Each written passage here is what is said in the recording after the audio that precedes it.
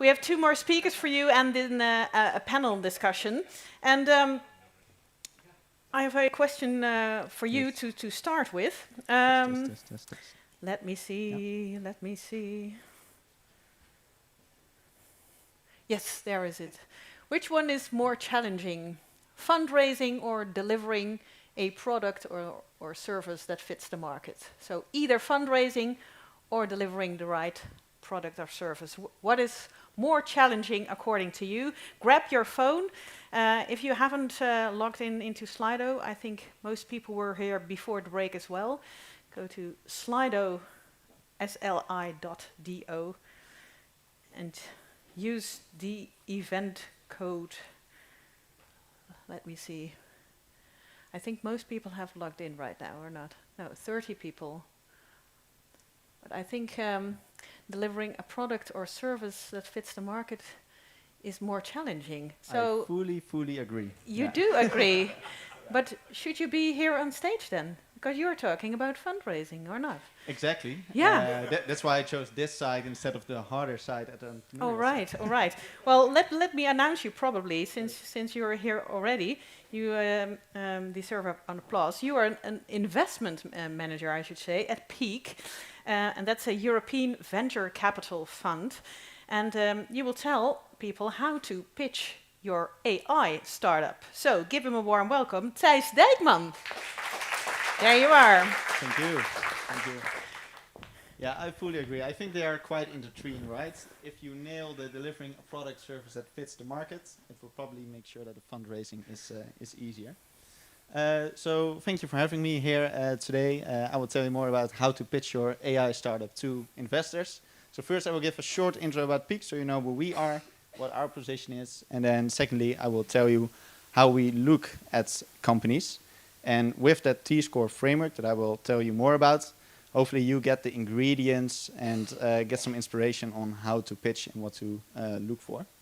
And then finally the Q&A, of course. So who are we? Peak's an early stage VC. We're currently having a 66 million fund. We have a European scope, so we invest in the Nordics, the DACH region, and the Benelux. We focus specifically on SaaS, marketplace, and platforms, really those business models, but it can be throughout a variety of different sectors. And AI, therefore, is also a specific component that we really like and can be applied in either of these platforms. We focus on early stage, so we invest 250K up to 4 million. We're fully backed by entrepreneurs, so we're not the typical investment banker turned investor only looking at the numbers.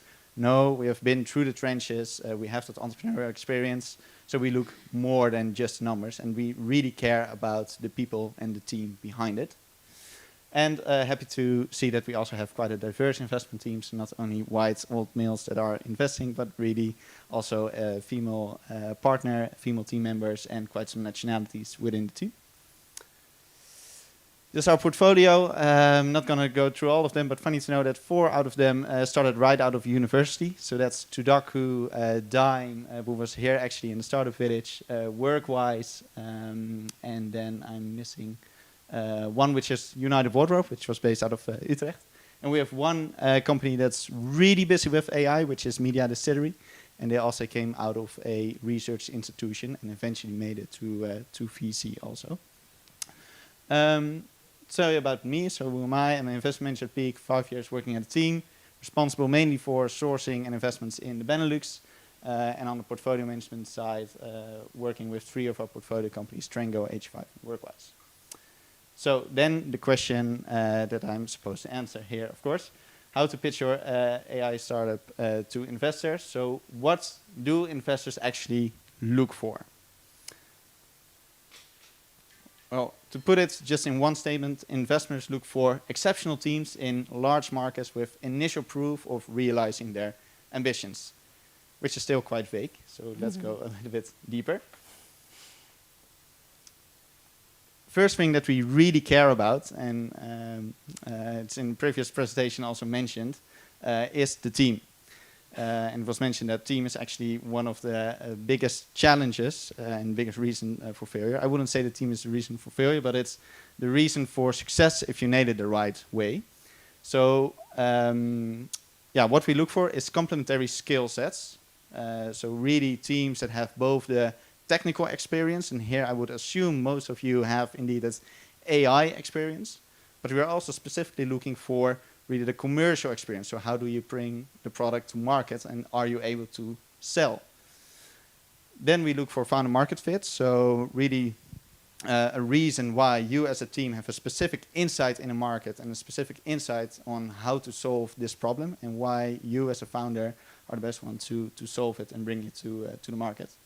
We really value also eye-to-eye conversations. So don't pitch everything is good, but also tell us what you're struggling with, so we get a sense on, hey, can we actually help you with that? Then what we tend to avoid is founders that are doing it alone, because we really believe you need multiple expertises within your team to make it a big success, and it's just really hard to find it in just one person. Also little to no tech expertise, so if you outsource your technology, that's a big red flag for us, because we really believe you have to build your own technology, because you're building a AI startup, so one of the core things is obviously the tech. And then incomplete team, so if there's only commercial people or only technical people, but no clear balance. And what we see specifically in AI startups is that you should focus on what makes you the winning team. Probably there are a lot of other teams that have sort of the same idea and are already working on it, especially if you look across the borders. So what investors look for is, okay, what makes this team special, and why are they the ones that will actually succeed where others have failed? Then on the traction side, we look for customer validation. It's not that we need certain revenue numbers already, especially in the very early stage. We can actually invest pre-revenue, but it just makes it so much easier if you have that initial customer already there. And what we then want to see is that it's not only a specific number on revenue you're making, but we want to see that there is a certain quality to that revenue, so that you're able to, one, make a good margin on it, but two, that a customer really derives value from it and is using it actively. Then a thing that we look for, but it's very hard to determine in early stage, is healthy unit economics. So what are the unit economics? That's how much does it cost to acquire a customer, and how much will a customer bring you in value over time. And there it's important in the early stages that you can sort of make an assumption that it makes sense that the cost for acquiring a customer is lower than the amount you will receive. So think about a very specific AI solution where you need a very long enterprise sales project. If in the end you only get a contract for 500 euros a month, then probably that whole sales process costs you way more in time and hours, and you will never earn that money back. So long sales cycle, you need a big contract. What do we tend to avoid? Capital efficiency, if you're spending a lot of money but not are able to grow, and if users are not engaged. That tangles into the revenue quality. That's also really interesting with SaaS, marketplaces, and probably the AI solutions you're going to build. You can really measure, is a customer using it the right way? And therefore also can act if a customer is not using it, and take action before they actually churn. So tip for AI startups in the early stages, I think it was mentioned before, but really validate that business case with that initial customer. If you have that customer, make sure that you make a certain one-pager with the business case on it. So you can use that also for new customers, but also show to your investors so that they see, hey, there is a market for this, the customers are happy, so something is happening here. Then on the thesis side, that's really the value proposition.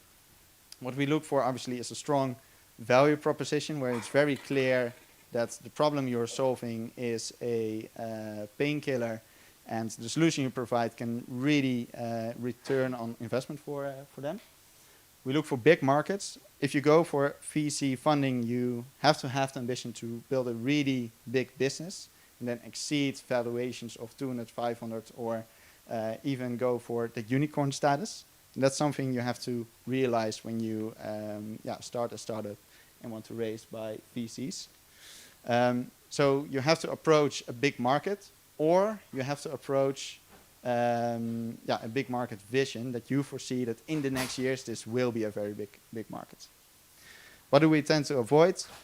The third one was scalability. What we also see with AI startups is that most of the time there is a certain customization required to get a customer live, and that's a different customization for another company. And that will mean that you probably need quite a big workforce and quite some time to being able to acquire a lot of customers. And I wouldn't say that the process you should totally get rid of, because most of the time if you serve large clients and very complex AI solutions, you actually need it. But be thoughtful about, okay, how can we make sure that we can really scale, and what steps in the process can we make sure to take certain shortcuts to get that customer live sooner. What do we tend to avoid is vitamins. If it's a really nice solution, but it's not really a problem that you are solving. Second one is overly crowded markets where there are already a lot of others trying to solve this, and if there is a lack of differentiation. Because if there is an overly crowded market, it's probably also a big market, and if you are not doing something radically different, then it's going to be difficult to really disrupt that market.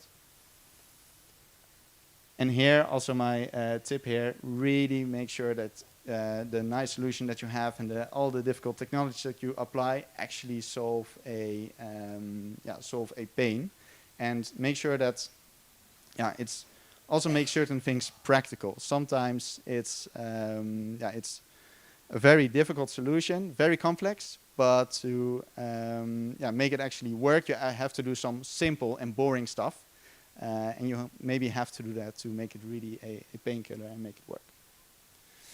Then the last T, that's really the timing. So the question we ask ourselves here, is this the right time for peak to step in? And that is the team ready to scale? Do they have a clear investment plan? Where do they want to go to? What are the proof points they're looking for? Is the market ready? So is the market ready for this solution? And what we tend to avoid is highly diluted founders, imbalanced cap tables, and strategic investors. So what's important, that you as a founder are also really committed in terms of the equity, and not giving away a lot of equity in that early stage already.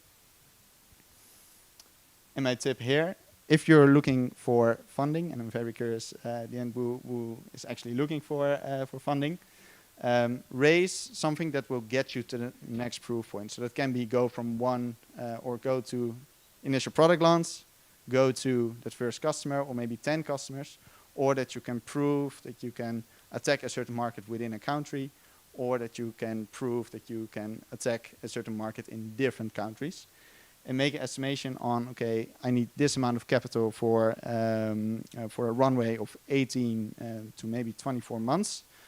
But after that, you need to have certain proof points so you can raise a bigger round on a higher valuation. So I know normally you shouldn't make slides with a lot of text on it, but it's very handy because this is just a one page and I already see a lot of pictures. so that's very good. Thank you all. Curious to the questions. Thank you.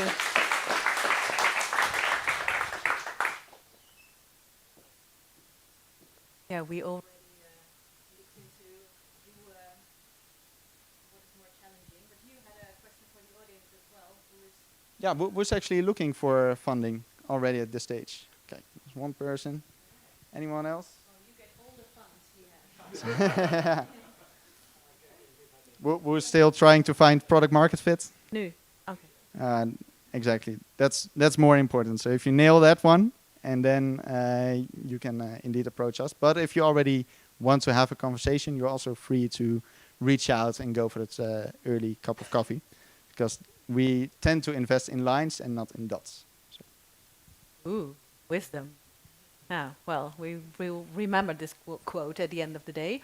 So, a question for you. Have you invested and succeeded in startups that include active researchers at the university? Yeah, that's actually, Media Distillery was one, but they were from the TNO Research Institute. And that was actually funny because there you had two very technical co-founders and really knowledgeable about AI.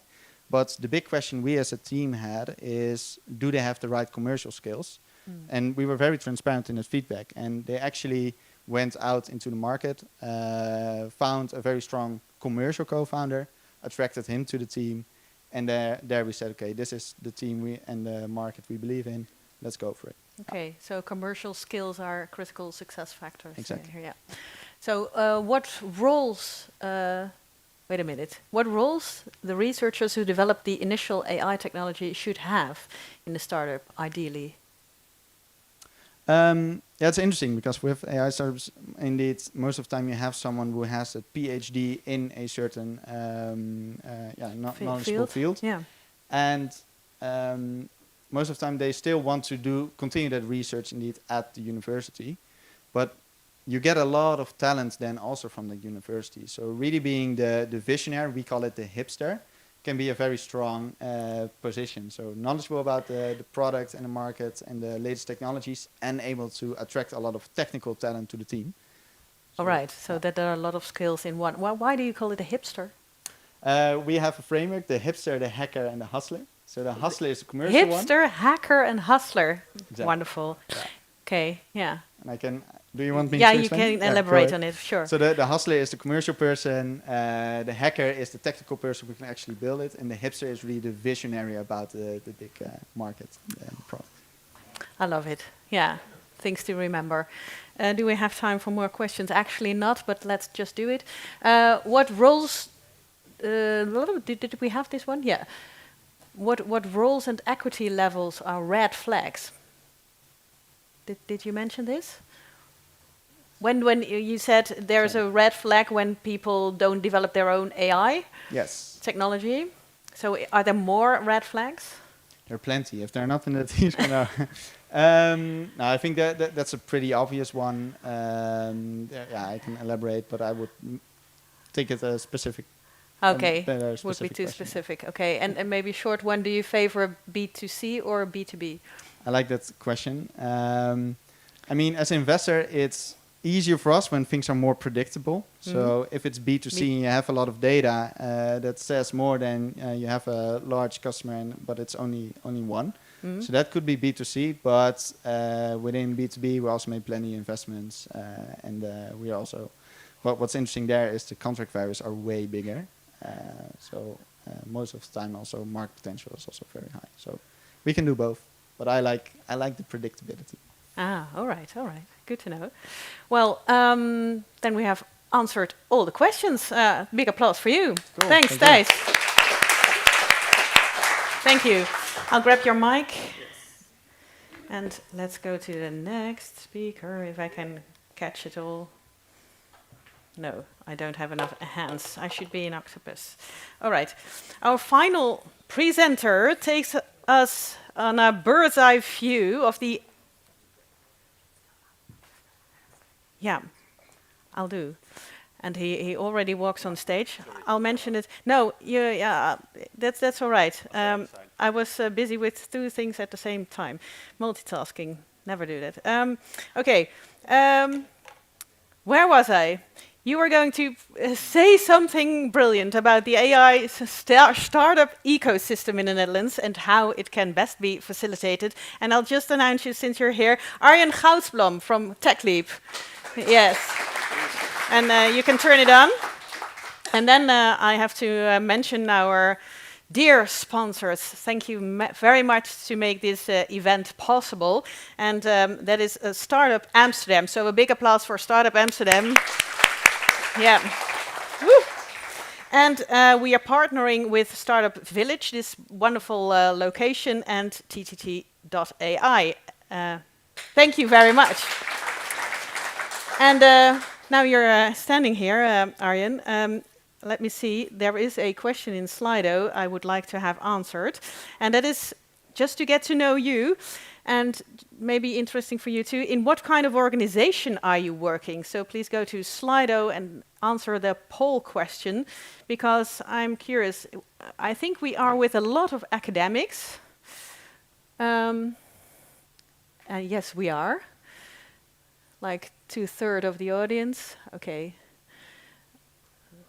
1/5 corporates. some startups or scale-ups, some supporters, and some elsewhere. I'm always curious about the elsewhere. Where do they come from? Do they come from the government, maybe? The elsewhere? Are they government people? Yeah. So, because, dear people online, I cannot exclude you, so I won't walk too much with a mic to you. But okay, let's leave it. Let's hear it at the bottle where the elsewhere comes from. Arjan, the stage is yours. Thank you very much. Can I have a follow-up question? Because academic, to me, what I'm very interested in is obviously aspiring entrepreneurs, right? So academic, actually all categories, except for the startups from scale-ups.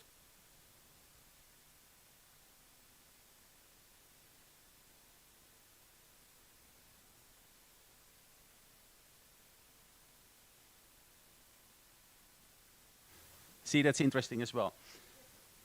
So, my talk, oh, I don't have the title yet, but I wanted to talk about the title because I see all these nice defined topics coming by, you know, and I think, and then I always get the tough one, you know, so I get like, okay, so sort out the next 5 years, you know, so that's my assignment here, to talk about what's going to happen and how we can best facilitate the next 5 years of startup ecosystem for AI. So a lot of the talks have been about obviously very tangible things like fundraising, product market fit. We all know that. So I thought I go from a slightly different angle, and I take a more behavioral approach or attitude approach or mindset approach. And it's good to see that there's a lot of startups here, but also a lot of other organizations. So divided into 2 messages. So I'm going to show them. You already saw them there.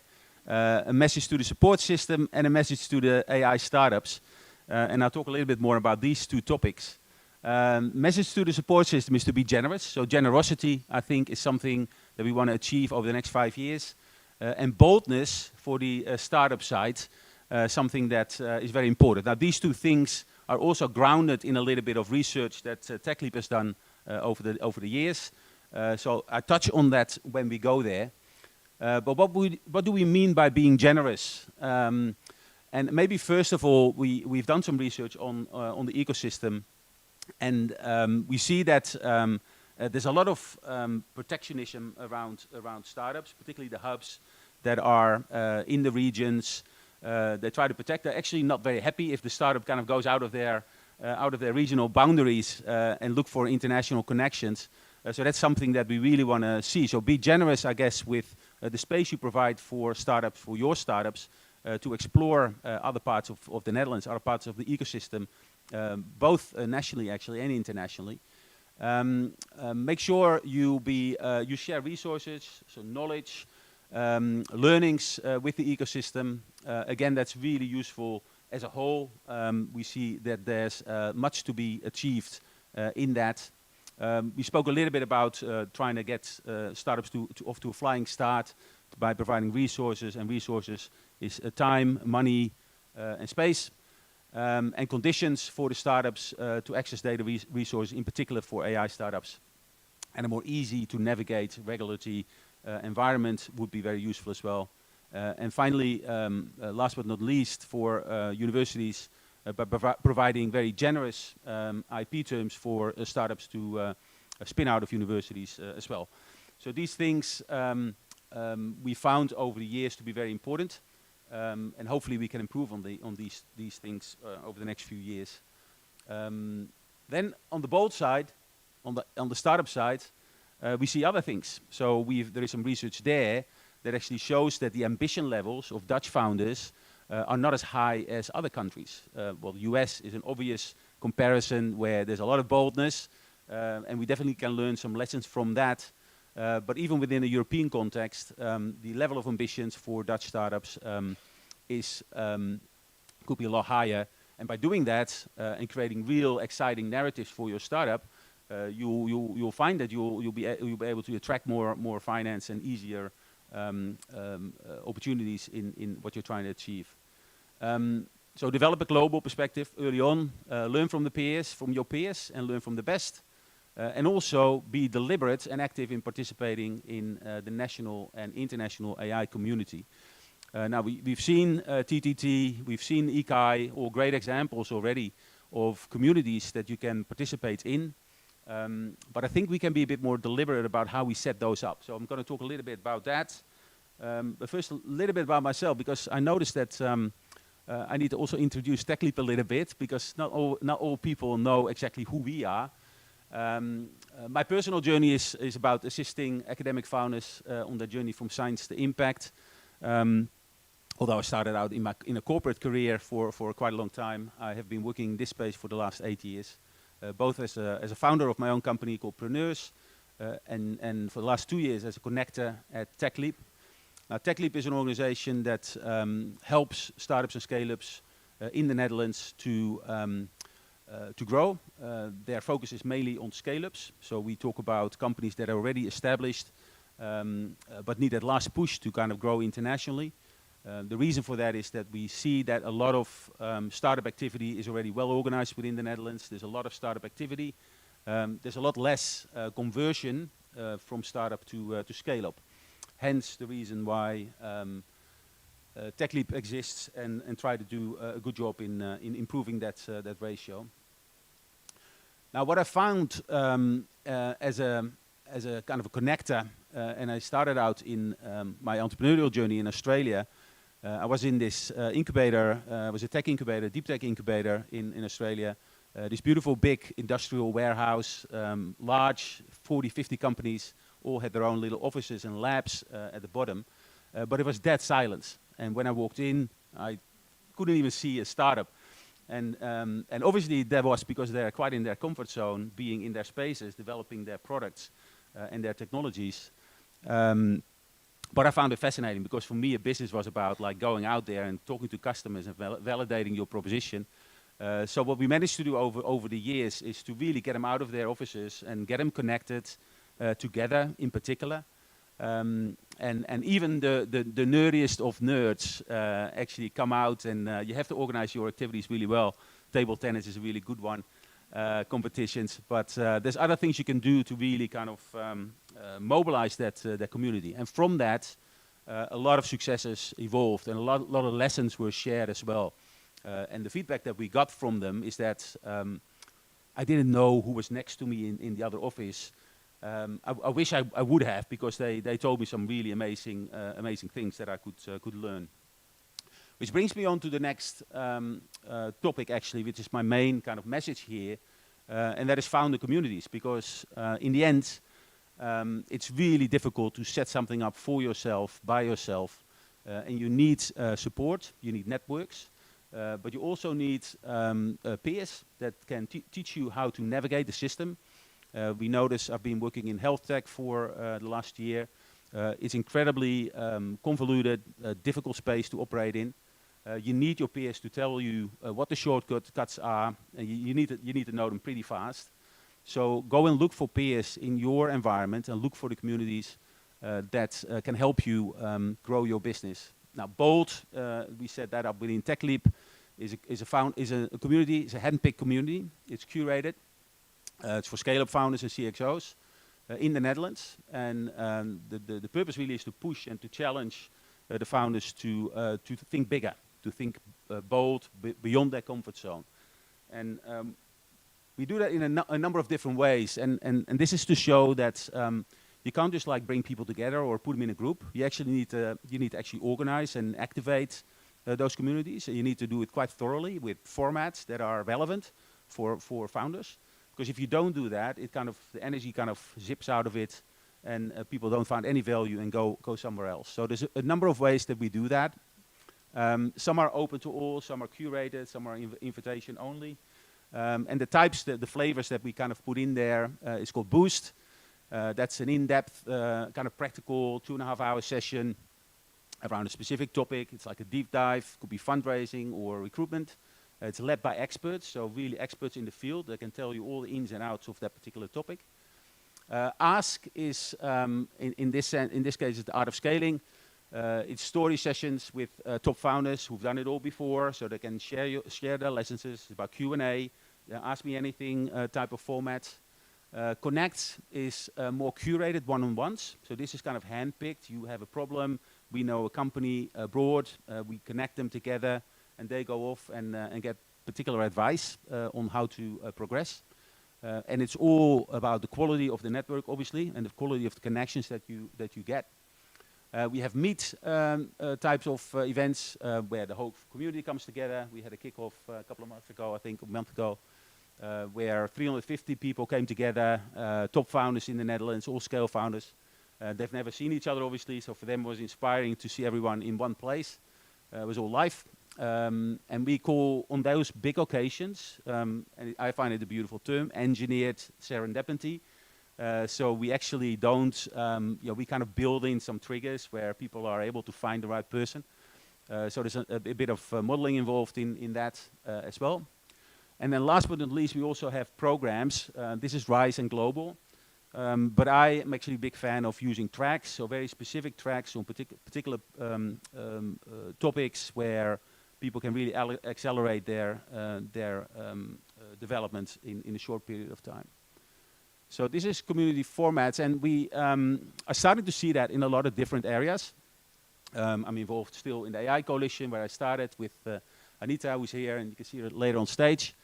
There's a new European AI startup landscape, which has a lot of community potential, in my view. For now, it's just a collection of AI companies, and the great thing about this is that all different regions have nominated their own AI startups that they think should be in this overview. Obviously, the next stage is to how can we activate this and make it useful for AI startups as well to learn and grow quicker than they usually would get. So again, there might be some of the tools that we're using within TechLeap already that we can apply here as well. This is a program, and this is kind of, I put this in there because we started with this in the AI Coalition, in the startup working group. This is Breaking Barriers program. There will be a new version of that as well within the AI Coalition. And this was to mobilize AI startups who ran into the same issues, the same barriers, and we put them down as a group. So you figure out, and you figure out your own solutions. We try and help you overcome those barriers. And once we've proven that we can do that, we try and scale it up to something that is useful for the rest of the community as well. So this is another type of format actually that you can utilize within your community as well. So Breaking Barriers is an interesting initiative.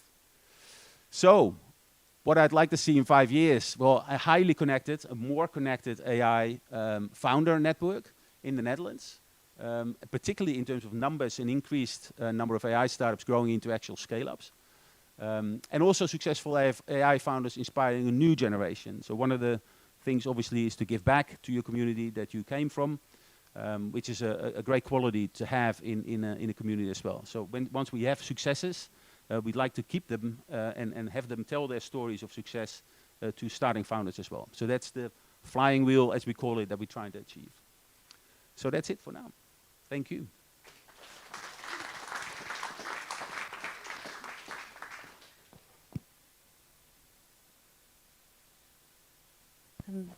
Still, most people are working in academics, so nothing has changed. So, our first question, Dutch universities have rules blocking full-time researchers from having more than 5% equity in spin-offs. Do you see that as a problem? Yeah, well, I mean, I spoke about a little bit about the generosity item earlier on. I mean, obviously for founders, and also in the financing presentation that came to light as well, you don't want to end up with a list of investors that are passive, that have a lot of equity, but not really any role to play. So and we spoke about it actually during lunch. It's great for universities to have a large stake in a company, but with that comes also strategic partnerships and development, right? So if it's that, if there's a mutual benefit for both university and the startup to stay involved and stay connected, I think that kind of justifies a higher stake. But in general, if it's just a purely transfer, IP transfer situation, and there's no more involvement, I think that should be as low as possible. Yeah. So, is IP maybe outdated in open source, the new standard? Again, we spoke about this during lunch. We had well, there's different reasons for, and I'm not an expert, to be honest, in open source versus IP at all, but you can do both, but it requires obviously some thinking. And if you do outsource or open source, it requires another business model, right? So you can apply and change your business models so it suits an open source development. If you have really specific expertise and you're relying on that expertise to build a business, securing IP might be the way to go. But yeah, okay. Looking 5 years ahead, what are your thoughts on the next potential AI winter? Well, like I said, I mean, I've worked in health tech for the last 2 years, together with Jürgen, by the way, who's here as well, and we were frustrated by the lack of, I guess, political will, to change the right conditions for AI health startups in particular, and health startups in general as well. And for AI startups in health to have access to data, to have visibility of the trajectory on how to create revenue in this system, so scalability of their solutions. When you start a business, you want to have some sort of like transparent path, some journey that you can go through, and we don't have that in the Netherlands. And if you talk about winter, if that's still the case in 5 years' time, and we see it, right? We hardly see any successful health tech scale-ups in the Netherlands. They either starve, they go abroad early, or they have a very early exit just to try and get some money back, right? And it's a real shame, and also for the health system in the Netherlands, which is full of challenges. We need to embrace, health innovation, and startups that bring that innovation. We need to make it as easy as possible. All right. I'm tempted to do the last question as well because it got 8 thumbs right now. So the EU has a lot of AI research and talent. Why do you think the US and China seem to generate more tech companies than Europe does? Well, I mean, it was mentioned before, we were pretty good at starting AI companies in the Netherlands. We one of the top country obviously in the world, right? We said that. Julia said, Yeah. So we're not bad at starting companies. It's just how can we get them to grow, right? Yeah. And if this is about more tech companies, AI, I assume it's AI companies. Obviously what we'd rather see, like in comparison to US and China, we don't have enough scale-ups in AI, and that's something we need to improve. And why that is, regulation, but also fragmented markets in Europe, and often in the Netherlands in particular, a lack of early stage investment, to really kind of boost those companies, and that's much better organized in China and US. Yeah. So hope that will improve in the next 5 years as well. Do hope. Yeah. Do hope. So thank you, Arjan Goudsblom.